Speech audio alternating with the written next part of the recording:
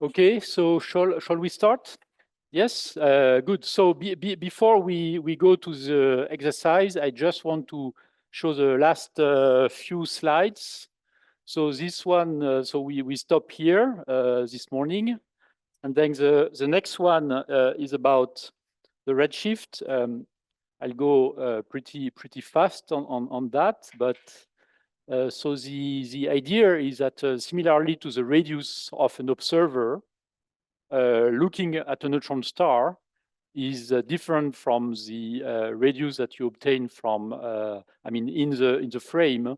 If you sit on top of a neutron star, if you look at the light coming from a neutron star, it is redshifted by the gravitational potential. Okay, and so you can evaluate this redshift by looking at the wave length of the light of an observer at an infinite distance compared to the wavelength of the same light that would be emitted from the surface of a neutron star. And this is what you obtain. So this is called the redshift, okay? And this is somehow the ratio of the wavelengths for an observer out of the neutron star divided by the wavelengths of the light emitted from the surface of a neutron star and minus one. Okay, so this is this ratio, and from the previous slide, you can replace the ratio of the radii just by this gravitational general relativistic factor. And you could also analyze, or you could believe the people who have analyzed gamma ray bursts. So this one. So they made some work. I don't want to go further into what they have done, but simply from the observed peak, they were able to determine a redshift, a gravitational wave redshift associated to this GRB, which is something like 0.22. And again, this will be the exercise. You can, for instance, compute for a given equatorial state the redshift as a function of the mass. And if you report this value on this axis for this equatorial state, then you obtain a mass which is compatible with the canonical mass of neutron star. So in a way, it indicates that you are not doing stupid things. Okay, rotating neutron stars, we will drop, and then I just want to say a few words. I mean, most probably you so about neutron stars. So they are somehow spherical objects, and they have a structure which is very spherical, and that can be decomposed into different regions. So you have the crust of a neutron star, and you have the core. So the crust of a neutron star is about 10% in radius of the whole system, and about 1% in mass of the whole system. Okay, so it counts for a fraction of the whole system. So the crust is there. So all this part is the core of a neutron star, and the crust is separated into two different regions, which are called the outer crust, the part which is more external, and the inner crust. And the difference between the two, for nuclear physicists, is very easy to understand. This is where is the neutron drip line. Okay, so when you produce elements in an accelerator, you could produce different isotopes by making them more and more neutron rich until you reach the neutron drip line, which is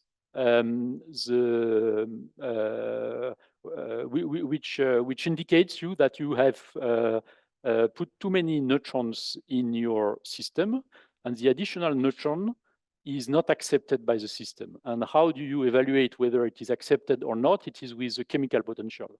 So the chemical potential translates the appetizer, I mean the willing of the nucleus to accept or not an additional particles. So if the neutron chemical potential is negative, it means that you gain some energy by getting an additional neutrons. And if it is positive, then it means that you don't gain energy. So naturally, you would refuse to take an additional neutron. And so this is the definition of the neutron drip line. You can do it for,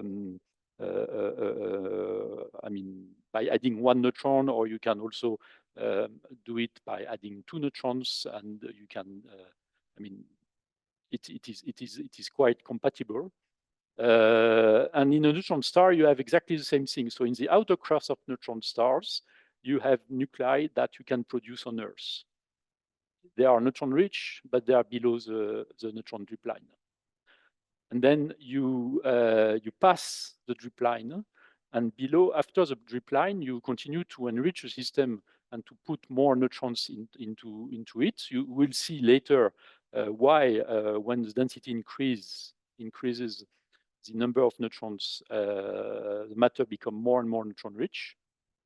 And then we enter into the inner crust, where these additional neutrons, which are unstable and are not bound in lab experiments, in the context of neutron stars, because of gravity, the whole system is bound. So the neutrons, they are free to propagate and to diffuse from one cluster to another, from one nuclear cluster to another, and they form a sea of neutrons. Okay, so so the difference between so this is here the outer crust, and this is here the inner crust, is the presence is related to the presence of these free neutrons, which could scatter through the crust from one cluster to another. And then you continue to increase the density, and what occurs is that the nuclear clusters, they get closer and closer, and at a density which is close to the saturation density of finite nuclei. In fact, neutrons and protons, they prefer to be free instead of being bounded in nuclear clusters. And this is the transition from the crust to the core. The core is characterized by the fact that neutrons and protons are free and they are not anymore bound in nuclear clusters. Okay, and then the remaining question is you continue to increase the density, and what exists in the center of a neutron star? Do you still have neutrons and protons as before, or do you have new degrees of freedom? And this is, and if you have new degrees of freedom and new phase transitions, then you say that in the inner core, then you define this inner core as the place where you have this new degrees of freedom. Okay, so this was my last slide for this morning lecture, and take questions. Yes. Yes. Yes.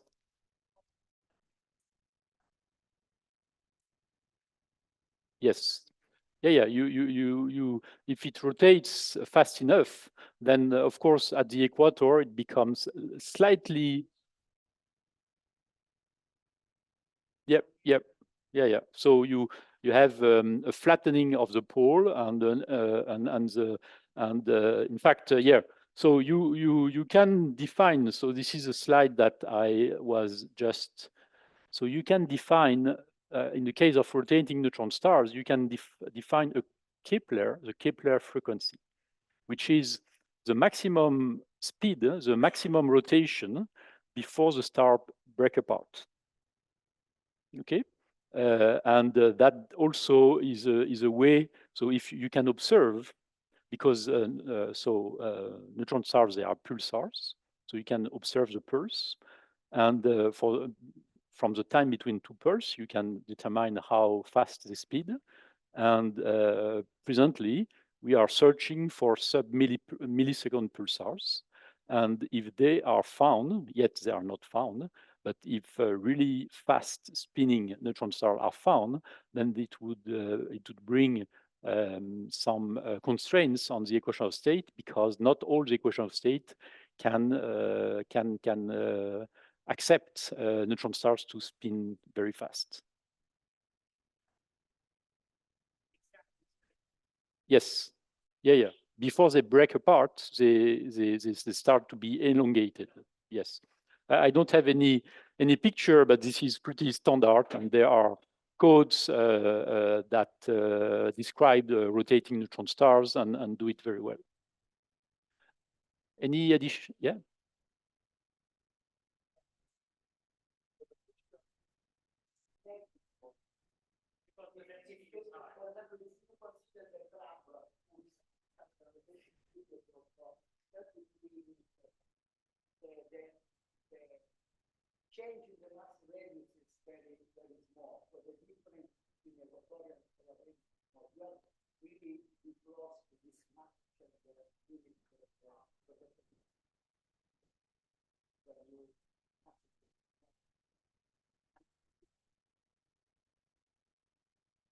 Because of? Because of the gravity, which is extremely large. Yes. Yeah. Mm-hmm.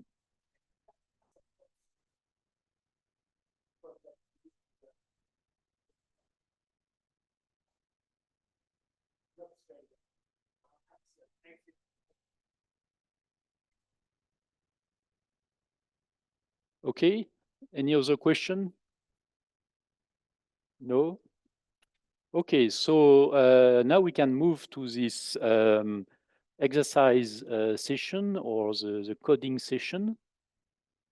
Yeah, the hand-on session with Einstein trap in his singularity.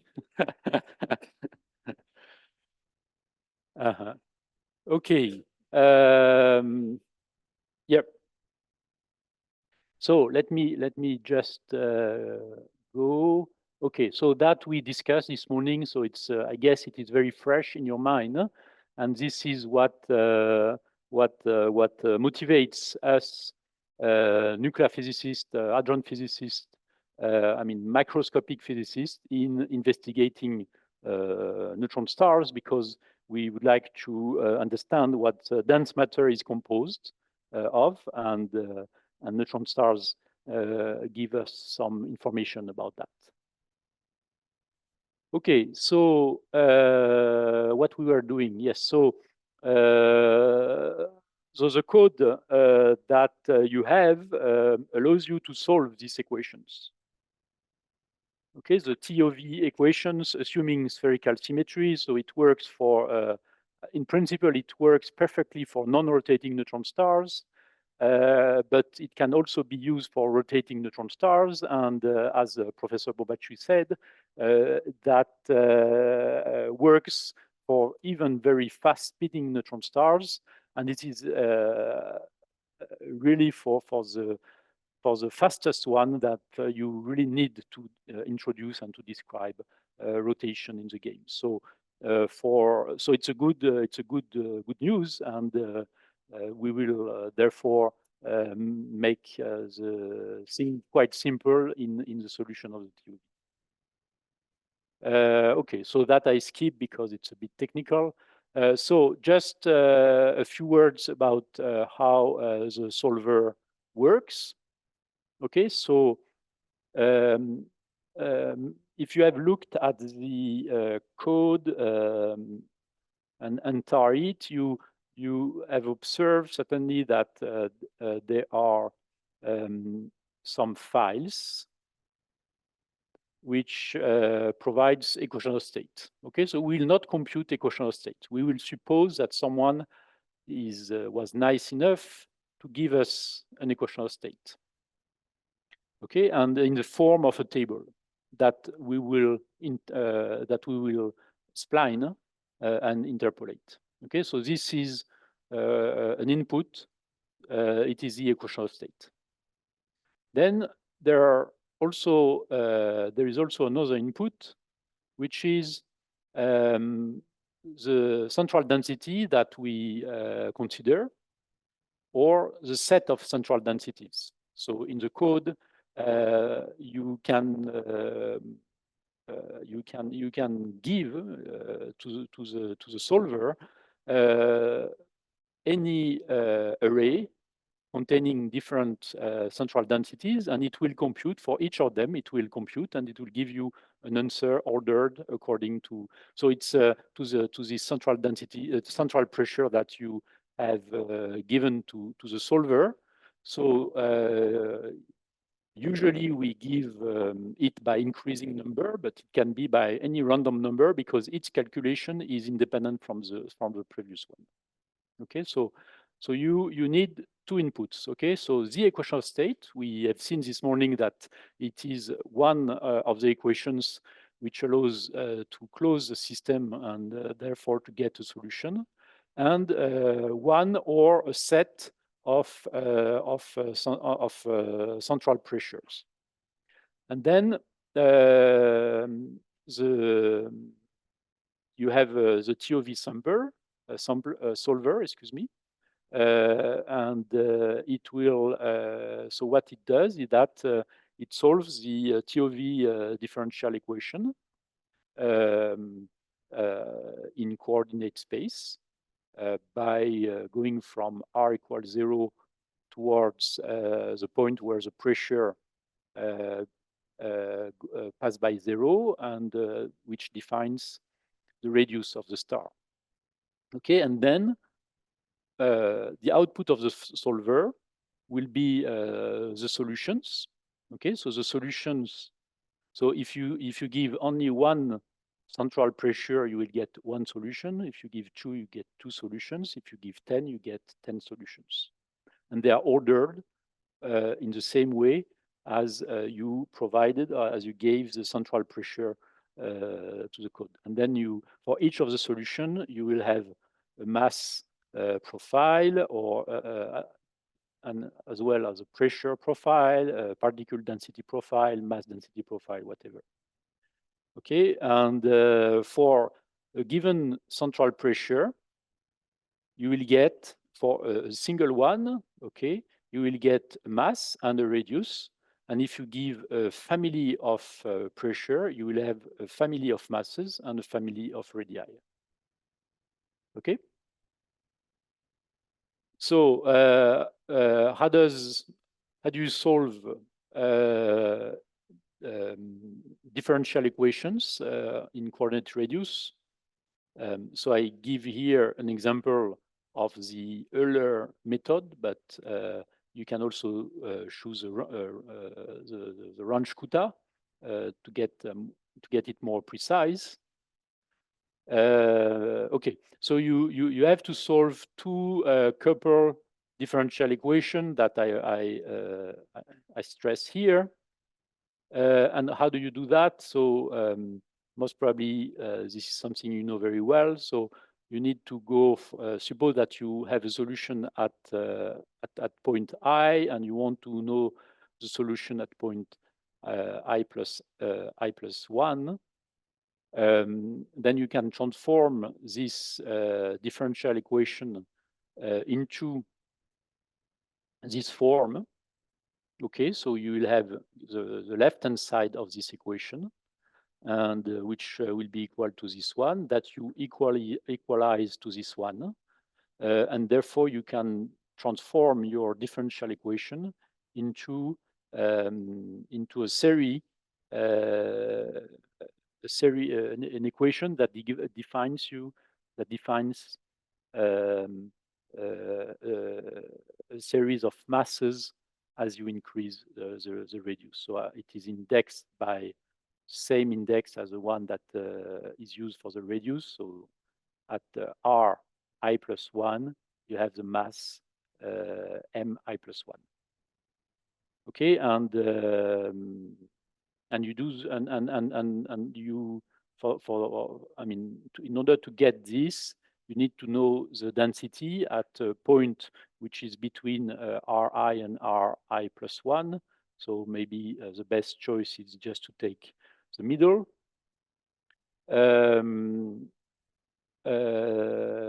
And therefore, in order to know the mass density, you need to know the pressure through the equatorial state, and therefore you need to solve together with the mass, you need to solve the pressure, because from the pressure you will get through the equatorial state the energy density. Okay, so you have to propagate at the same time together both the mass, the internal mass, and the pressure. And for the pressure, you do exactly the same. So you discretize this derivative, and you transform this equation into this equation that you solve iteratively. Then you have to solve these two set of equations iteratively, but together, okay, because they are coupled. Okay, so I think it is not very difficult. And since at the beginning you had to define the central pressure, then at the end you get the radius and the mass associated to this central pressure. And what I was saying before is that in a way you cannot say I want a mass, I want to construct the hydrostatical equilibrium for a neutron star with a given radius. What you do is that you construct your or you solve your TOV equation for a given central pressure, and that the output as the output of the code, you get the radius. Okay, and then you can loop back through your code if you want really to target a radius or if you want to target a mass, and you can adjust the central pressure that will provide you your target mass or your target radius. This is what you can do, or you just start, and this is what we will do. You generate an array of central pressure, and for each of these pressure, you will determine the radius and the mass, and then you can create a family of mass radius. Okay. So one thing which is also very good when one performs or solves these, equations in general, and this is a general principle of physics, that you want to solve dimensionless equations. You don't want to solve an equation with dimension. Therefore, you have to introduce some scales. So for instance, I told you that the Schwarzschild radius for solar mass is about 3 kilometers, which is 1/4 of the size of the neutron star. So it's a good scale to scale the coordinate. Okay. So for instance, if I introduce this scale, then the radial coordinate, I will work with r prime, which is a fraction of r Schwarzschild that I will consider, and typically r prime will be of the order of units. It will be of the order of 4, 5, but then it will remain controlled. The mass, we have seen that it goes from, 1 to 2, 3 times solar mass. So to scale the mass with respect to the solar mass is not a bad idea. And for the same reason, I will introduce m prime, so a dimensionless mass, which will be the fraction of a solar mass. Okay, for the pressure, we will also introduce a scale quantity, which will tell us the fraction of the central pressure which have been imposed. And for the energy densities, okay, you can consider the system with the solar mass bound into a radius which corresponds to the Schwarzschild radius. And that also defines you a natural unit for the energy density. And therefore, your energy density, you can use a dimensionless quantity, which is a fraction of that. And by doing that, you will work with some equations that are dimensionless and with typical values, which will be between 0 and 10, and so pretty simple to resolve. Yeah, I wanted to do this work with you, but maybe it is extremely simple. So I will let you do it or convince. I will let you be convinced by yourself. So these are the TOV, the original TOV system on the left-hand side, and on the right-hand side, this is a system that you solve once you have introduced these scales. So this is the dimensionless TOV system. Okay. So yeah, I don't go further, and I think it is now time to start using the code. So in principle, you have received an archive with a TOV solver, and the TOV solver will use it as a black box. Okay, so it is in the code tovsolver.python. Okay, and together with that, you have another Python code which shows you how to use this TOV solver. So it is sample. I think there is an underscore, maybe here. Underscore sample underscore TOV solver. And this is the only code, the only part of the code that we will modify together. Okay, so the solver is a black body, is a black box. Okay, so what is in this sample? So I just, so if you go through it, you will see, so I just show here some snapshot of different parts of the sample. So this sample is just a few lines which calls the solver. Okay, so first you have to define the equation of state or the file that upload. Okay, so this is a very lengthy name. The only interesting information is that this is a Brussels interaction, which is called BSK14. You have another file, which is SLY5. So this is a Lyon-Saclay equation of state. And what you have to call this routine, which will read the file. You have to define, so due to historical reasons, these files provides equation of state in the CGS units.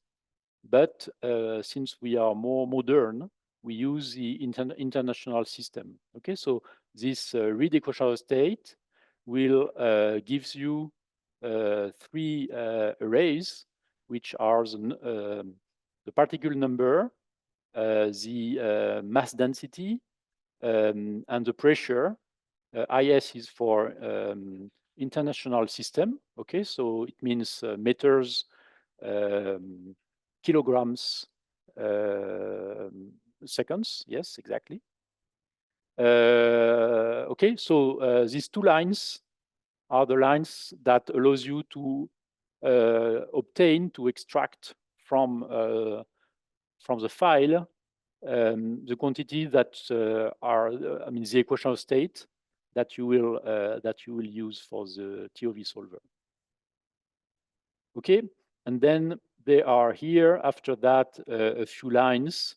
It is just a check or a control where you give for every 50 numbers the pressure, the energy density, and the particle number in order to know really what you have read. So it is nice to do this simple check. Then the second thing, as I said, is you have to define the central pressure. Okay, so in the example, so you can define it as a unit number, okay, like that, or you can define it as an array. Okay, and here you have three numbers, which are so since it is international system, it is written in Pascal, and these are the central pressure. This is a suggestion by me, but you can take whatever you want. But this is what is coded in your file. Is it okay for everybody? Okay, so once you have what is Pascal?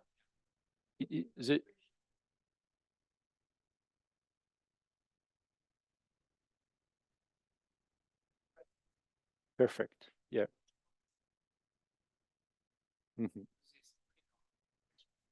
Yes. On my previous,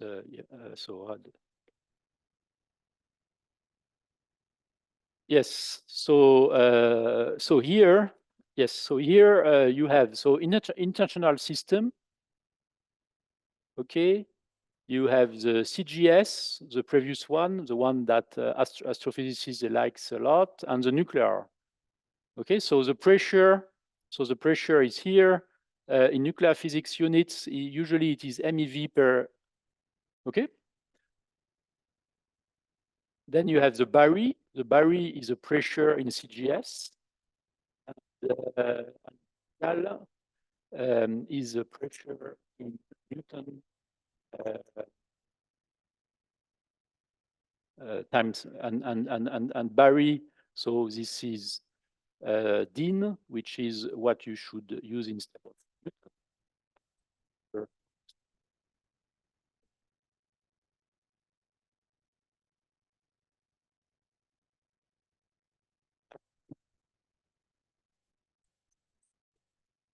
Per cubic meter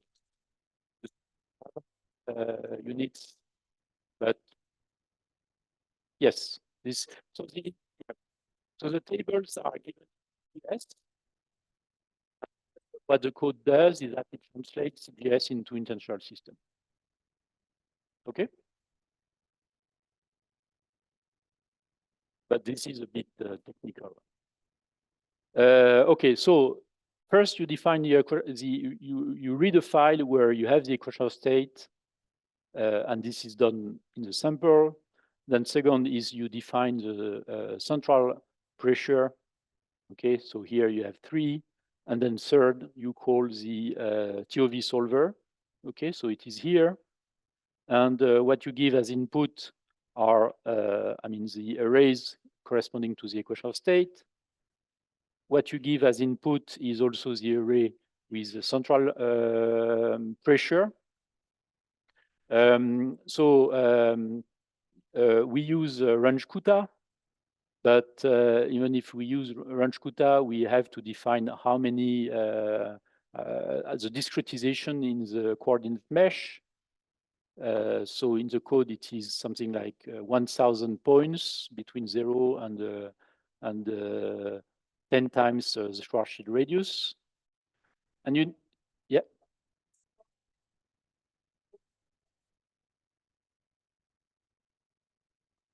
Yes, yes. So you have an option. So here it is adaptative. Okay, so you can make it adaptative if you want, but we will. I mean, yeah, yeah, yeah, yeah, yeah. So if you want to adapt and take care about that, you have to turn this quantity into true, but we will. Uh, it's already accurate enough. But of course, it can be more, okay. Then you take Runge-Kutta, and then the gravity here is important because you can choose, for instance, general relativity, but you can also turn to Newton if you want to solve the Newtonian system. Okay, so this will be one of the exercise. And finally, you get the result. Okay, so here, and then you can also plot. So this is the end of the file. So for instance, if you want to plot the mass profile as I gave before, you have to ask matplotlib, okay, and then you have so this lines is to get the plot. So in principle, so the first thing, and the same for the pressure profile, and the same for the mass versus radius. Okay, so in principle, if you just launch this sample code by using Python 3, as it is in the README file, you will get, all of you should get a result. So I suggest that we start with that. Okay, so just launch the code, and yeah, and before and that is the starting point. Yes. Yeah. You don't need to open the table. Huh? You don't need to open the table. Okay, good.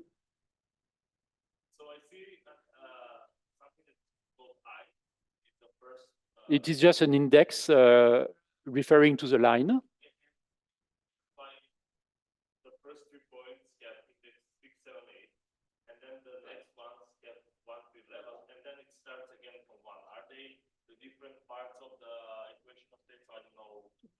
Yeah, yeah. No, yes, it is because so this the crust, I mean, the equatorial state is built from different pieces, and so this reflects these pieces. But I mean, we don't use this index. It is just for the people to. Yeah.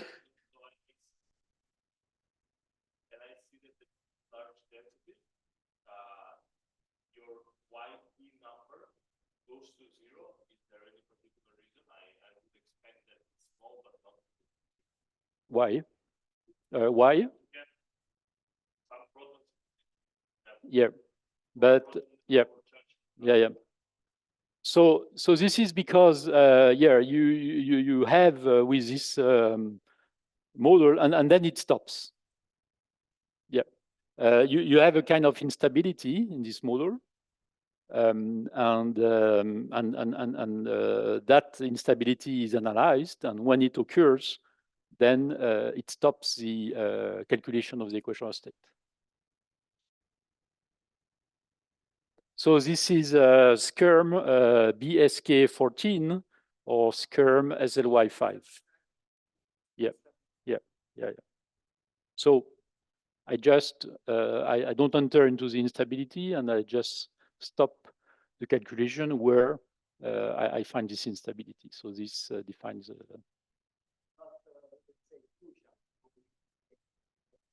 Mm-hmm. Yep. Yep. Yep. This is. So, yeah. Any other question? No, it's fine. So so it works for everybody, for everyone. It works. Good. So then we can go to the practical session, and so I have a set of questions that I would like you now. So now the only thing you have to change is the sample. So you can rename the sample with the name you want. Okay, exercise 1, 2, 3, whatever, and you just need to change the sample file and never change the TOV solver. Okay, I don't ask you to change the TOV solver. If you start to do that, it may take more time. But so what? So you are. What I ask you to do is to modify the sample, to enrich the sample, and to work with the solution that the TOV solver provides you. Okay. So there are several questions, and you can. So it is by order of difficulties. So you should start with the first. Yeah. So the first question is to compute the maximum mass. Okay. You have two equation states. You have this BSK 14, and you have the SLY 5. So these are two files. You can just change the name of the file. And I ask you to compute the maximum mass. And you have to be careful. So the difficulty here is that you have to be careful to include also the unstable branch. So in the sample, there are three central pressure, but you have, of course, to make an array with more in order to have a mass which goes up and then goes down. Okay, and as soon as it goes down, then you can localize where is the maximum mass, because if you don't have this bending down, then your maximum mass will always be the last mass that you have, the mass associated to the maximum pressure. Okay, so the difficulty is to and this is something you have to do step by step. There is no recipe, to my knowledge at least, and you have to test. You have to try to increase this array until you reach the bending down, and then you can identify where is the maximum mass. Okay, so maybe so this is a set of so just coding, but it requires that you understand the outcomes of the code. So now we have maybe 1 hour in front of us to do that. Yeah. Okay.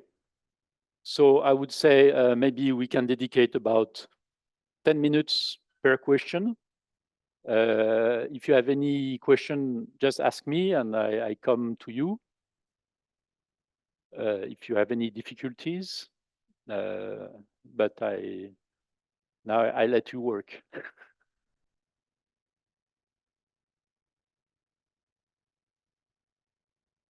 Yes.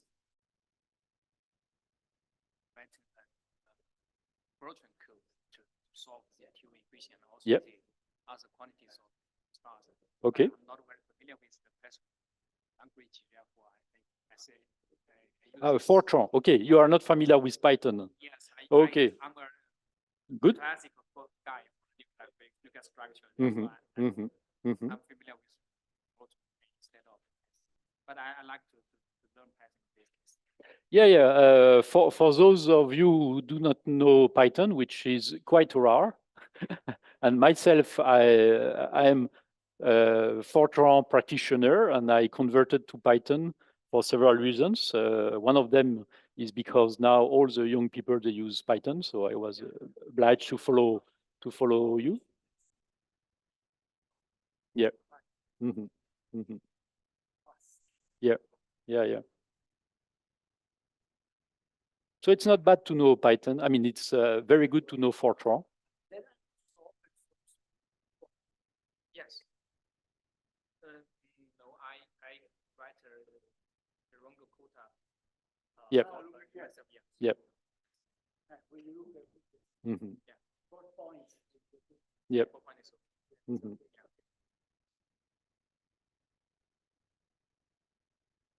Okay, so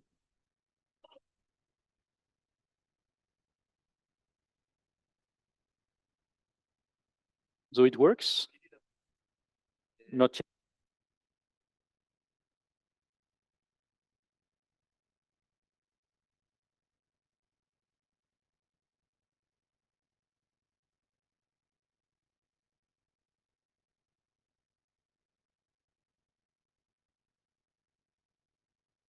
One thing that I forgot to mention, maybe I should modify the code, is suppose that you increase the central pressure to a value which is out of the values that are in your file. Okay, so the file is a table. Okay, the central pressure spans from something to a number to a finite number. But suppose that you ask the TOV solver to solve it for a value which is out of the table. Okay, so for them now it doesn't work. So there is a crash, and because you request a number which is too large, for instance. Okay. So if you experience this crash, it is simply because you are out of the boundaries allowed by the table. I should have corrected this, but now it crashes. Okay. So don't increase the central pressure too fast.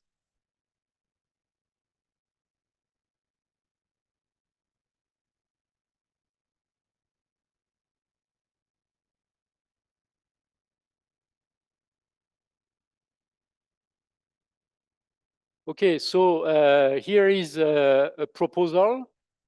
You, of course, I guess there are as many solutions as you guys. So, for instance, okay, this is a proposal. So if you are considering BSK 14, then you can take 10 points with this prescription.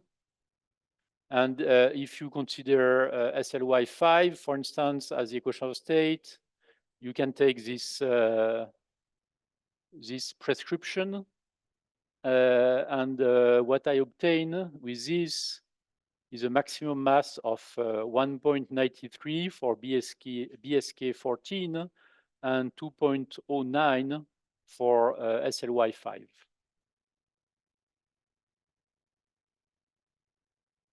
Okay, so if you want, you can just replace the initial pressure that were in your sample by these ones, and you can check, for instance, one of these two values that you obtain for the maximum mass. They could check that they obtain the same numbers. Yep, yep, yeah.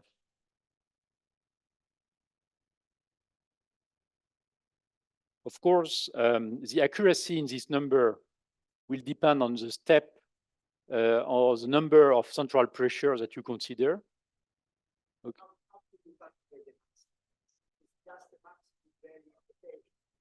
Yes, yes. No. Yeah, it can be improved.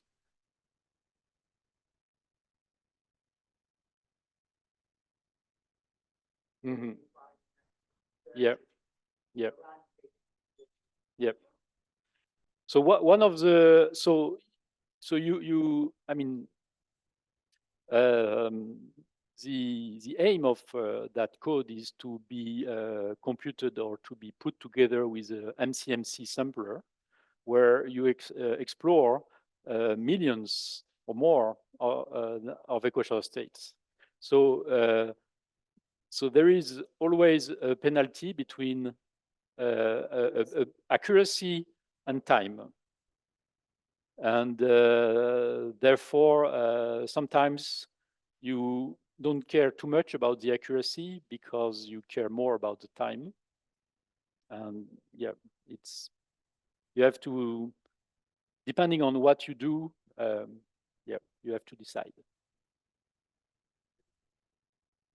Okay, so for the first question, is it fine for everybody? I mean, everyone have a maximum mass for one of the two equatorial states and obtain something which is compatible with the numbers I gave.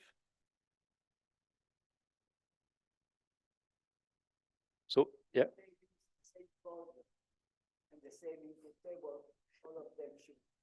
Exactly. Yes. Yeah. Yes. Yeah. Yeah. But what I mean is that this is not written, so they have to write, and in a way, it is necessary for the rest for what comes after.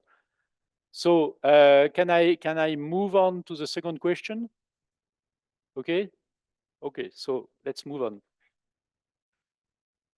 Okay, so now the second question. So now you know that with an input quantity which is called grav, you can go from TOV to Newtonian physics. Okay, so the second question is to ask you to compare a TOV solution with a Newtonian solution. Okay, so for that, you know, so you instantiate TOV whatever, and now you have to instantiate Newton whatever. So you have to call twice the TOV solver, okay, to instantiate with different inputs two quantities. For people who are used with Python, it is pretty natural, I guess. For the others, it's maybe not so intuitive, but I can give more if you ask me.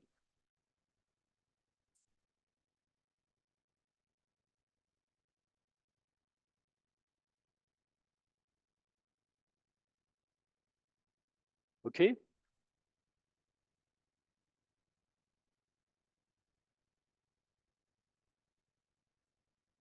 So just to be sure, for those who have difficulties, so you have this grav, and this part is called instantiation. Okay, so I define an object. It is oriented object program. So I define an object that I call TOV, but you can, in addition, define another object that you can call Newton, for instance, by copying this line with a different input.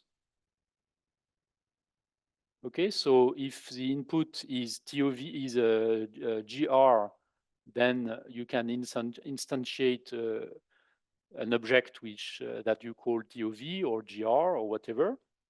But if your input here is Newton, then you can instantiate a second object that you call Newton, and therefore in TOV and in Newton, you will obtain the two solutions of your system. And exercise 2 is somehow to define these two objects, TOV and Newton, for instance, and then to compare the results. Okay, so I don't ask you to do one. I don't ask you to only to uncomment these two lines in order to get from GR to Newton, but I ask you to define two objects, one with the GR solution and another object with a Newtonian solution. Okay, and then if you have these two objects, then you will be able to manipulate and to compare the results.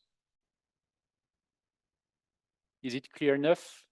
If it is not clear, just ask me.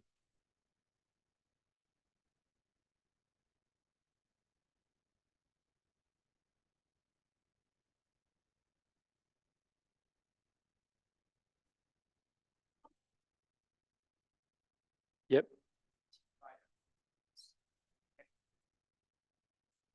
Yep.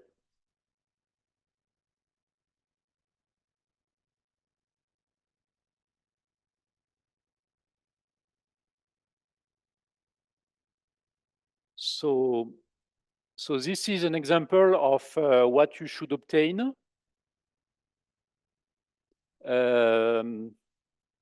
So I think that the dashed line is SLY5. Yes, it is. And the solid line is BSK14. Okay, so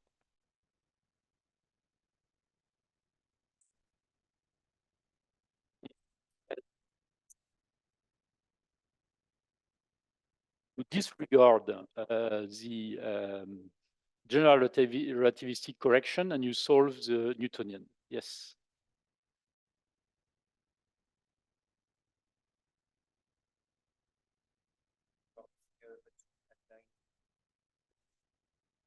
Ah.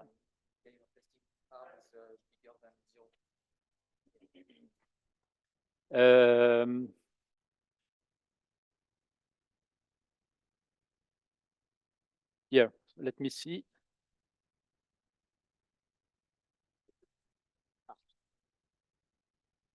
Yes, you are right. Yeah. You are right. It's yes. So it is line. Okay. Yes. Yep. Yeah. I think I gave this code before. So here, this is right. So line 760. Excuse me.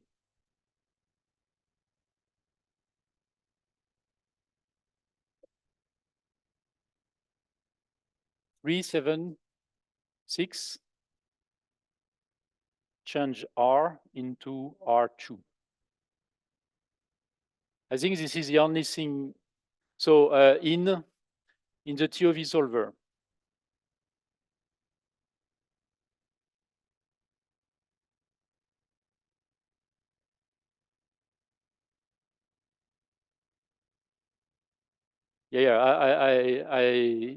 I corrected it.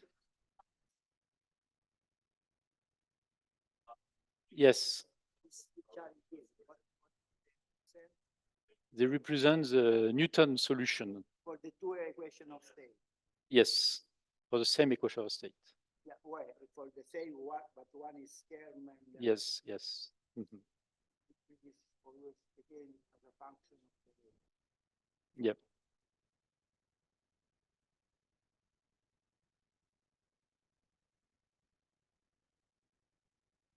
Okay, so this is what you should obtain.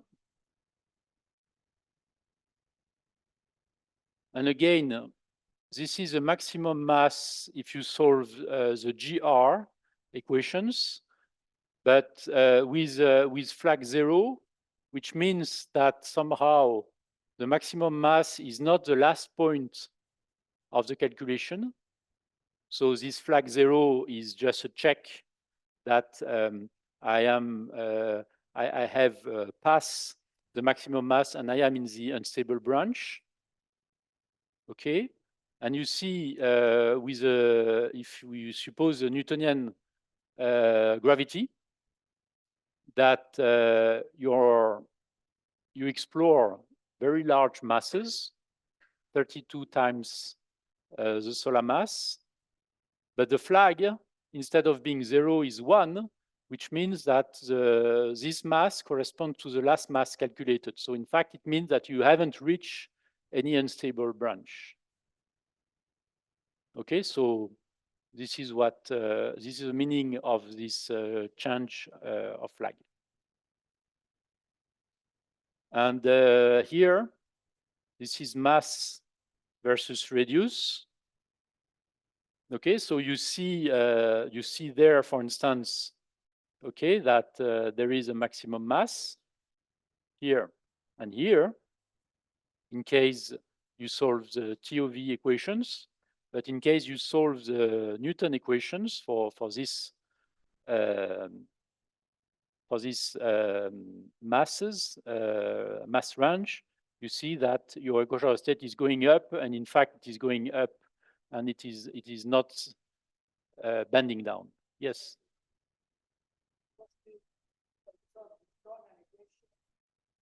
Yep.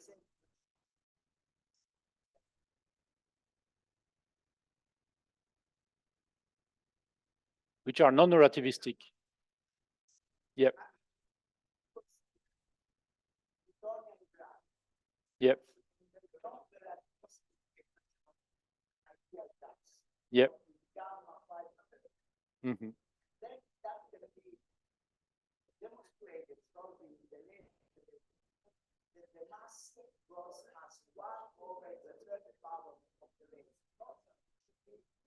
Mm-hmm. But this is not a polytrope. It's an actual calculation, and it's an actual equation state. So you have different gamma. So the gamma, I didn't plot the gamma, but the gammas are changing.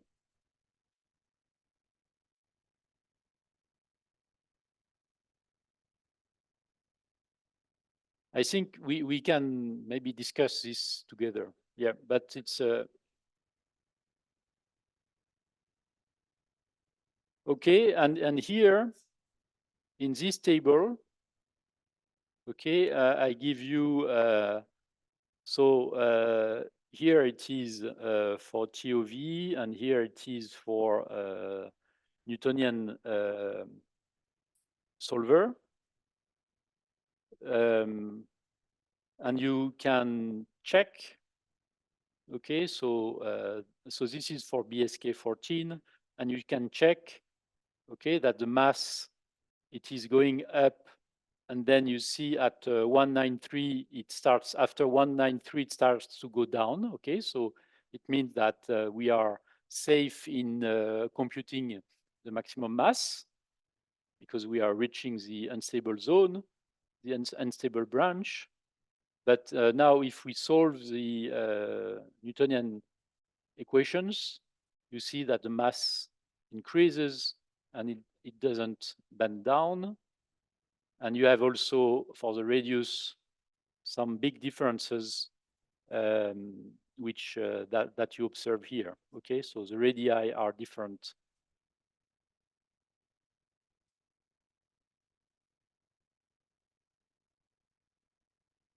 Okay, so is it clear for everybody?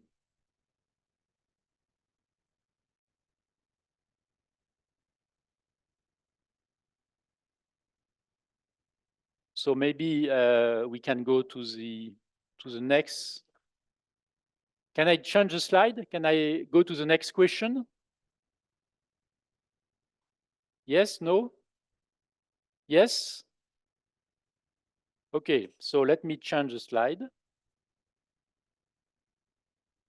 Okay, so now the question is to compute the redshift and the observed radius, and to represent these quantities as function of the mass.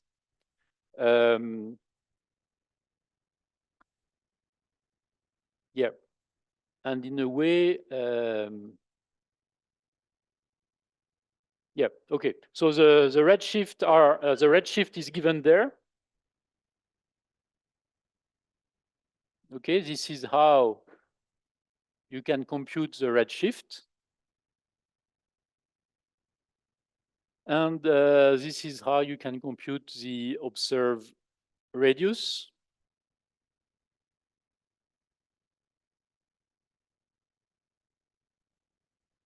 And in a way, yeah, I give you the answer for this question, and then I will let you do it by yourself for the next ones.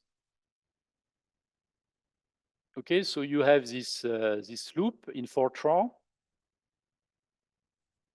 So the TOV, so I enumerate over, so in Python, huh?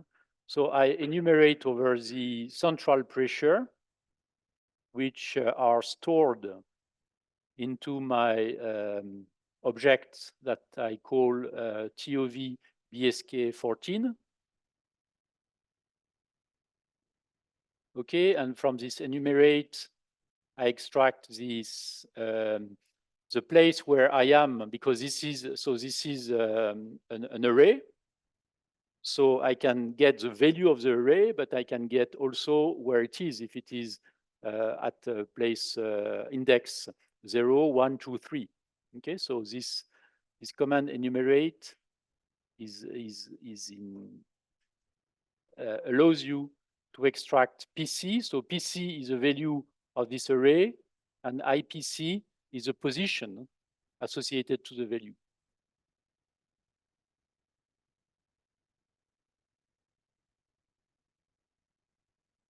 Okay, so now I can translate this equation there with NumPy library, and I calculate the square root of, so I use this expression, okay? So the Schwarzschild radius divided by the radius, and times the mass in unit of solar mass, and this is what is there. And then after, so you can do as you wish, huh? It is just my own way to do the thing. Then I append, okay? So I don't know how many beforehand. It allows me to not to define beforehand the number of calculation I will do, because I just append at the next place in my array the solution, and so the solution is given there for the redshift, and for the observational radius. Okay, I can do the same thing, and at the end, what I do is that I transform the list. Okay, so this is a definition of a list in Python, and then I transform, and therefore what I obtain are understood as strings. But then the last line is to transform these numbers view as strings in terms of floats, which are real numbers and on which I can do some operations. Okay, so for that, I transform this list into a NumPy array. And this is, okay, so then I can, once I introduce this, I can compute for BSK 14 and SLY 5, I can compute the gravitational redshift as a function of the mass. And so this is what I obtain. So if you remember, you can infer from observation 2.22, and you see that the number I have is compatible with canonical mass neutron star.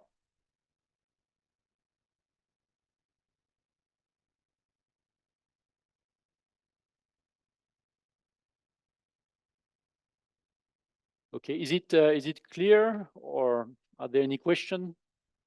You may do it in your own way. I mean, this is just a suggestion by myself, but it doesn't mean that there is only one way to answer or to code in Python. Yeah. That shows a maximum of Yeah. Okay. I will do that and come back there.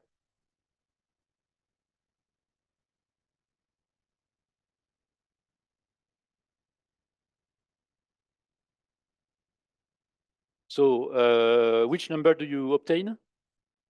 Yeah, for PSQ. Ah, you are running your 1.9. okay 1.93. Yep. Okay. Good.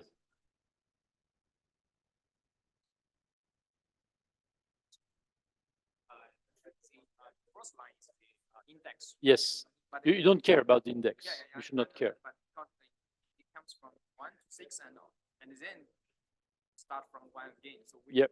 So does it mean the BPS, BP, cross the equation state or something? Yeah, so it means that I am considering the Feynman metropolis equation state at low density. So these are, it's a way to define my equation of state. I don't compute it from very low density. I take it from other people, and I start only in the crust. So you have also, The first lines. yeah, the first lines, yeah, they are the very low density parts that I don't compute. So which model? It is Feynman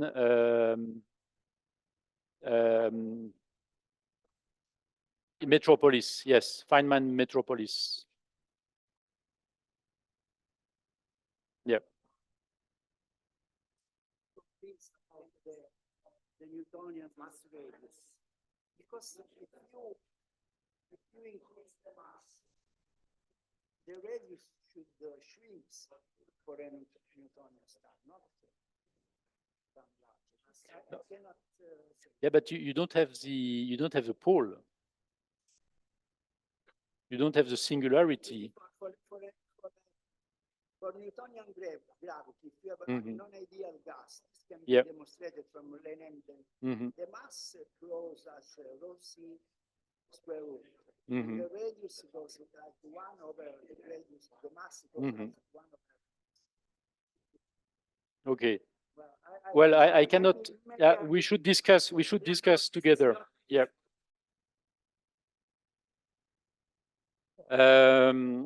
Is it okay for this question 3?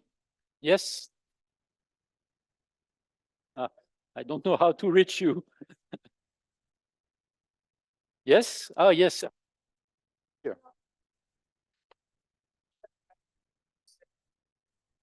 Let me just zoom in and then I come back.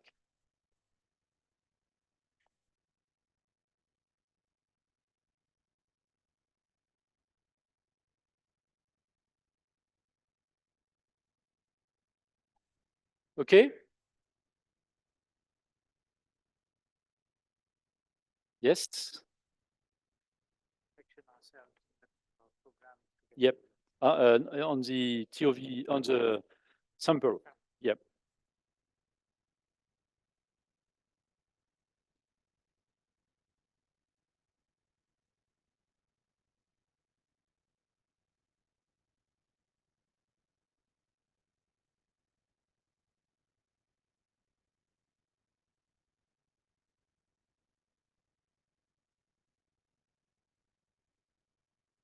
Is it okay here?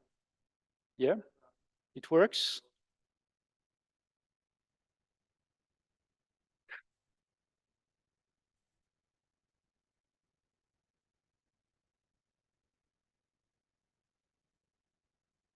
Would you agree that we go to the next question, or shall I wait a bit more?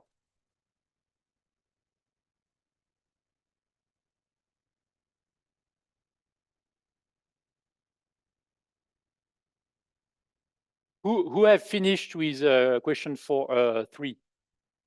Just raise hand. Nobody? Okay, so just waiting.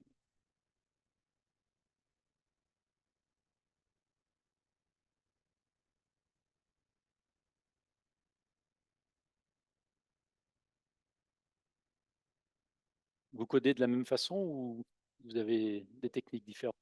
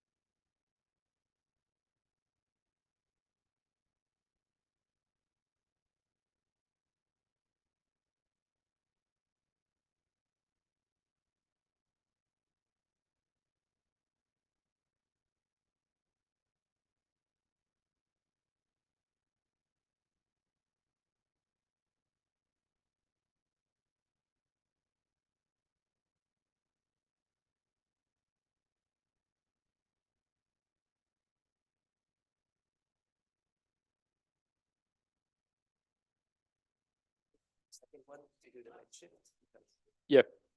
So yeah, so I just have a question here, and I would like to clarify. So you instantiate an object which is which contains the set of solutions by solving, for instance, TOV equations, and this is what I call TOV underscore BSK14. This is my object. Okay, so this quantity is an object which represents a set of solutions for which, so this is, I decided myself to call it BSK14, I could call it whatever, but just to remember that the equation of state is BSK14. Okay, so this is the object. Maybe in the sample, it is called only TOV, and if you don't want to modify it, you call it only TOV. And this point, APC, means that there is a property associated to this object. So A is for array, and PC is for central pressure. So this gives you back something that you gave as input. You gave as input a set of central pressure, and as output, this object gives you the set of central pressure that you ask the calculation to be done for. Okay, and in this way, you need only, and if you modify, so if you go to Newtonian gravity, or if you modify the equation of state, you can instantiate as many objects as you want. You can call it as you want, and then you have different properties. So this is a way to make a loop over the central pressure that you ask your sample, your solver to do the calculation for. Okay, and for instance, this is another thing which provides as so this is an output, okay, of the object, and it provides the Schwarzschild radius for each. So it's an array again, and it provides this Schwarzschild radius for each initial pressure, and therefore neutron star masses that you ask for. Okay. And this is another object. So this is still the same object. So TOV BSK14, which has been instantiated initially. And what it provides as output is a radii, a set of radii that are calculated for each central pressure which have been asked, and this is the same object, and it provides that as output the mass, okay, associated, the different masses, while here it is a different radii associated to the different central pressure that you have defined initially. Okay.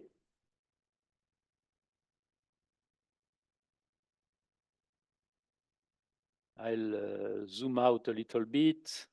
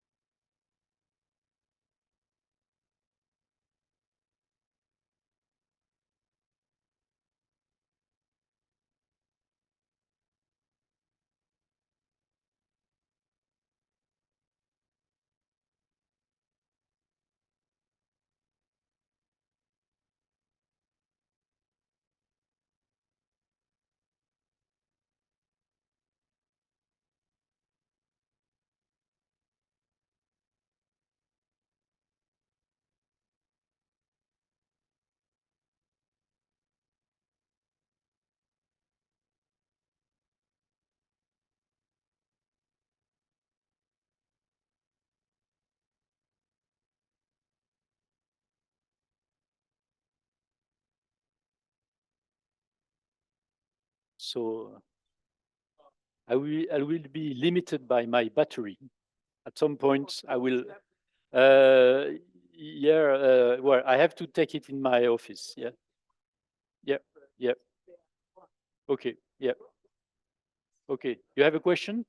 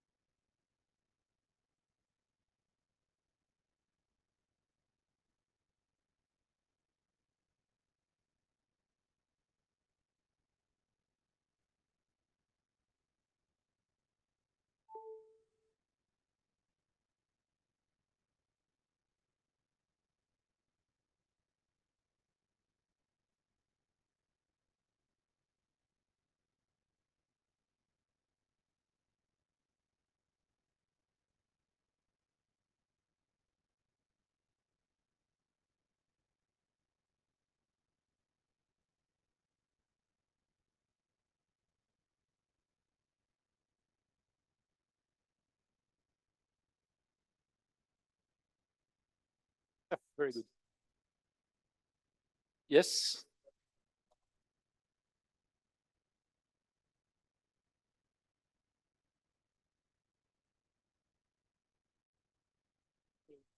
Yeah.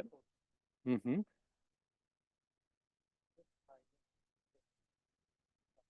Well, maybe you're missing something in the definition of the redshift. So where is it defined? Yeah, this is star, not plus. Yeah, it is not plus, it is multi. Yeah, yeah, correct. Yep. Okay. Shall we move to question 4? Is it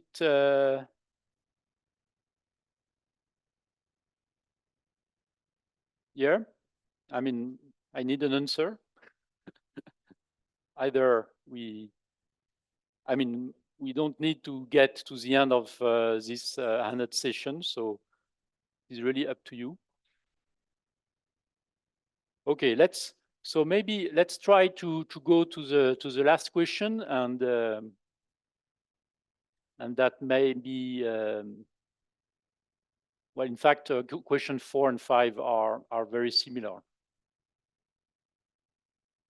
Okay, so So in this question, now I ask you to compute a volume element, dV.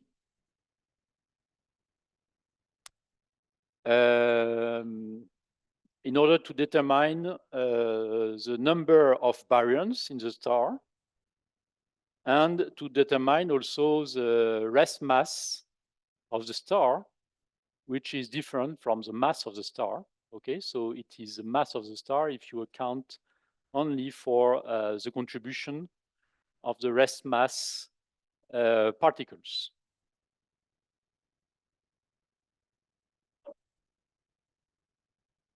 So, yeah, let me correct something.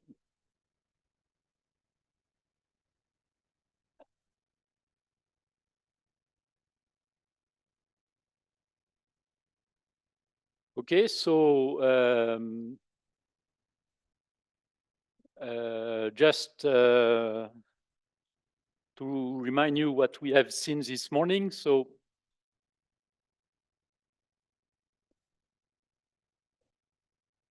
the definition of the number of particles.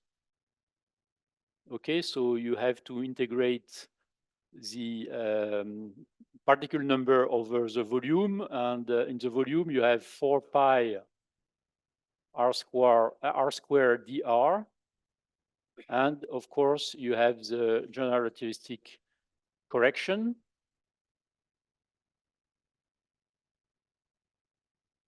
which is very similar to the redshift you have already calculated for the previous question.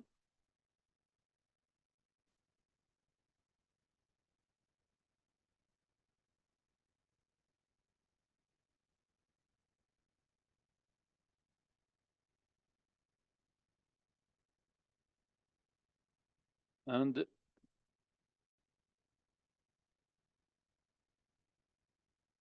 okay.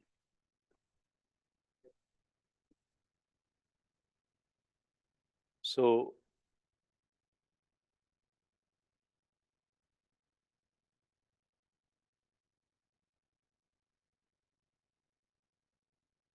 in a way, it is very similar to what we have done previously. So for instance, I want to compute the volume element. So I define it as a list, and there will be as many volume elements as points in my mesh. But let's assume that I don't know how many points I have. So I will just append. So what I do is I take my object, the solution of my TOV, and I ask for the profile. So I will, so this is a loop which will loop over all the points in my profile. So all my my step in radial coordinate. Okay, so I have this loop, and inside I have a loop. So it's a loop inside a loop. So the first loop is a loop over the central pressure. Okay, and for each central pressure, I make a loop over my coordinate, because from one pressure, central pressure to another, my my metric is different, and therefore I have different solutions.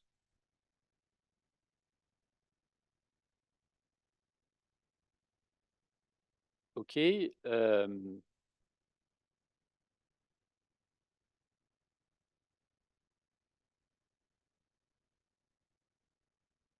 So suppose that I don't know what is my step in radial coordinate. If I use, for instance, an adaptative step, okay, so it will vary. It will not be constant. So at each time I iterate, I have to redefine what is my step, dr, and I define it as the difference between the radius at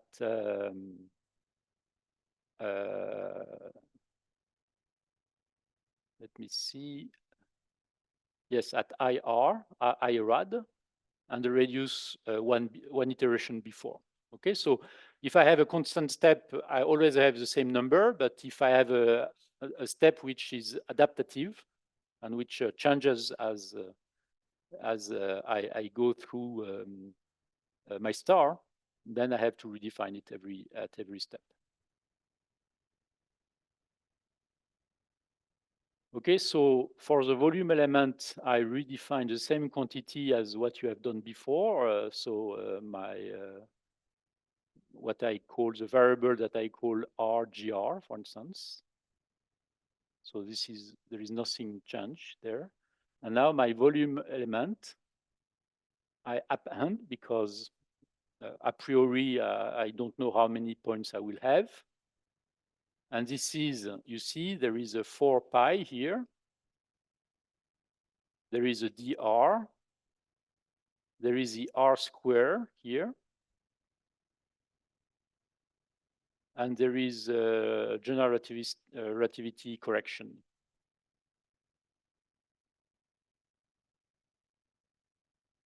And this is, okay, so from here to here, it is only to define my, my volume element.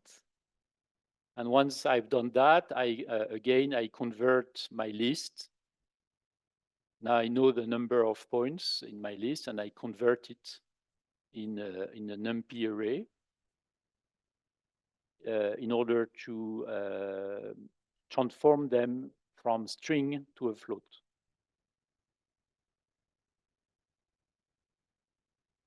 Okay, and if I want to compute the number of particles, I just have to sum over my elements. So I write sum over my dv, and I have to sum the product of this density, so number density profile times dv. And if I do the sum, so it's a way to integrate, okay? Then I have my number, my number of barons.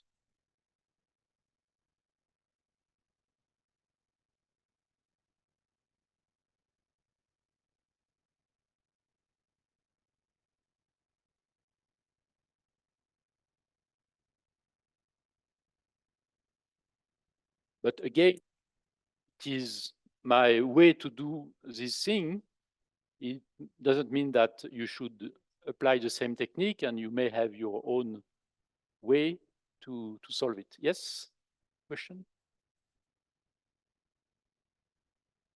Yeah. Redshift is Mars, like that. Yep. This is the norm. This is why is this number is so large?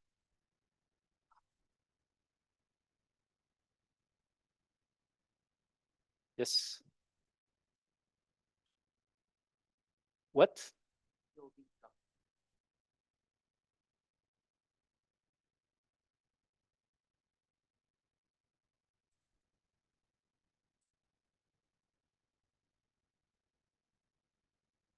So, no, there is no lib TOV.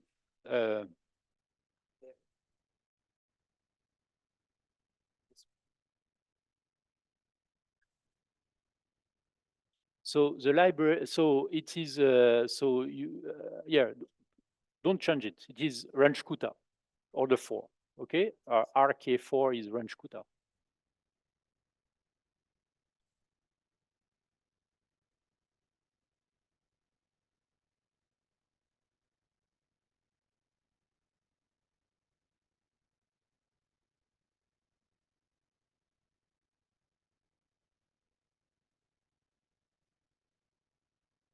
So for those who have obtained some results, you can compare what you obtain with this table. Okay, so this column here. which provides you the number of particles, the number of baryons. And you can check that it is of the order of 10 to 57. So this is somehow expected.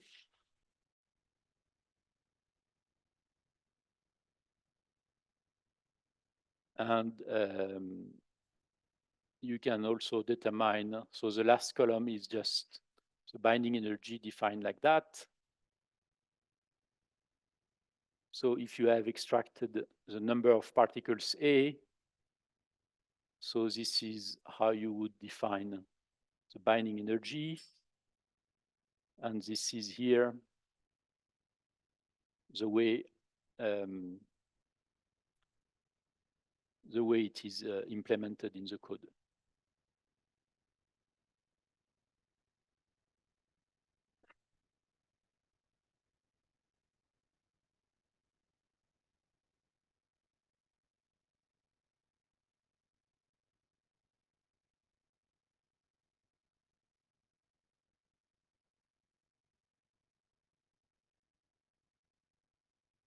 Yes.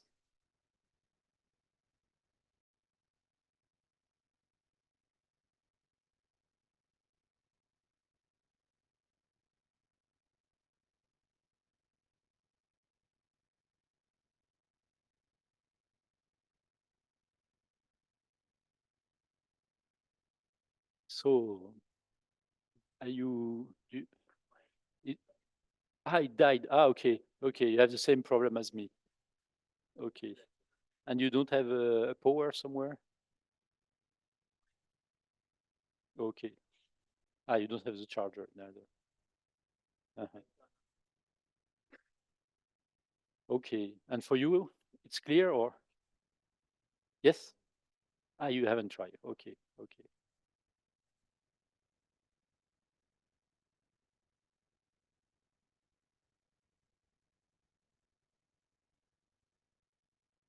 Yes.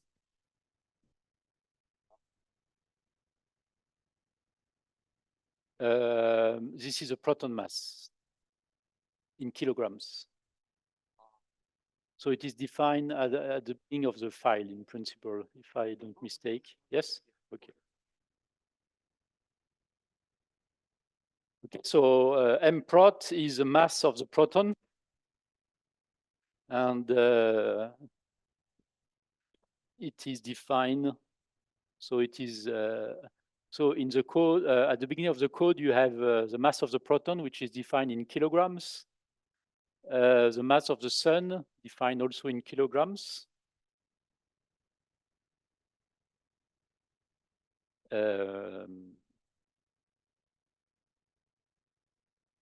Yep, so you can determine the binding energy.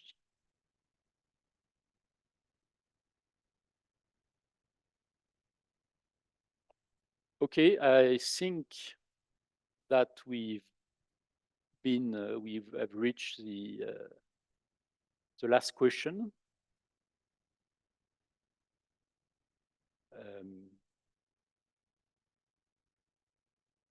I would say if you are finished with it, or if you are bored, you can leave, or so we can stop here. I can leave it there if for those who haven't finished, but for those who have finished and want to leave, they can have a break. Yeah, thank you.